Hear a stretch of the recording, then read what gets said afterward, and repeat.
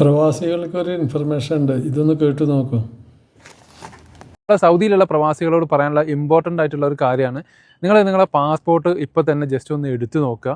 എടുത്ത് നോക്കിയിട്ട് അതിൽ ഡേറ്റ് എക്സ്പയർ എപ്പോഴാണ് വരുന്നത് എന്നുള്ളത് ജസ്റ്റ് ഒന്ന് ചെക്ക് ചെയ്യുക.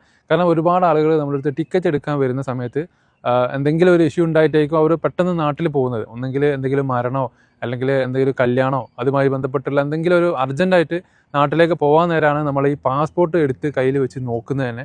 ആ സമയത്ത് നമുക്ക് ടിക്കറ്റ് എടുക്കുന്നതുകൊണ്ട് ബുദ്ധിമുട്ടില്ല. പക്ഷേ നമുക്ക് എയർപോർട്ടിൽ പോകുന്ന സമയത്ത് ഈ ഡേറ്റ് ഇല്ലാത്തതിൻ്റെ പേരിൽ പിന്നെ എയർലൈൻ്റെ ആളുകൾ, ഇൻ്റർനാഷണൽ എയർലൈൻ്റെ ആളുകൾ അത് തിരിച്ചു വിടുന്നുണ്ട്. അപ്പോൾ അങ്ങനത്തെ ഒരു പ്രശ്നം ഒരുപാട് ആളുകൾ അനുഭവിക്കുന്നുണ്ട്. അതുകൊണ്ട് തന്നെ നിങ്ങൾ നിർബന്ധമായിട്ടും നിങ്ങളുടെ പാസ്പോർട്ട് എപ്പോഴാണ് എക്സ്പയർ ആവുന്നത് എന്നുള്ളത് ചെക്ക് ചെയ്യുക.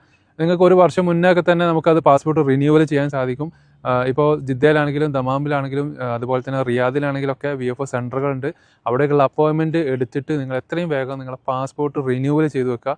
പെട്ടെന്നുള്ള എന്തെങ്കിലും ആവശ്യങ്ങൾ എല്ലാവർക്കും സംഭവിക്കാവുന്നതാണ്. അപ്പോൾ അതുകൊണ്ട് തന്നെ നാട്ടിൽ പോകേണ്ട ഒരു വിഷയം വന്നാൽ ആ സമയത്ത് നമുക്കിത് പാസ്പോർട്ട് റിന്യൂവൽ ചെയ്യലും അതുപോലെ തന്നെ അതിൻ്റെ അപ്പോയിൻമെൻറ്റ് കിട്ടാതിരിക്കലും ഒക്കെ പ്രശ്നങ്ങൾ വരുന്നുണ്ട്. ഇനി അഥവാ നിങ്ങൾ നാട്ടിലാണ് നിൽക്കുന്നത് വെച്ചാൽ നിങ്ങൾക്ക് നാട്ടിൽ നിന്ന് അക്ഷയയിൽ പോയാൽ നിങ്ങൾക്ക് പാസ്പോർട്ട് ഓഫീസിലേക്കുള്ള അപ്പോയിൻമെൻറ്റ് കിട്ടും.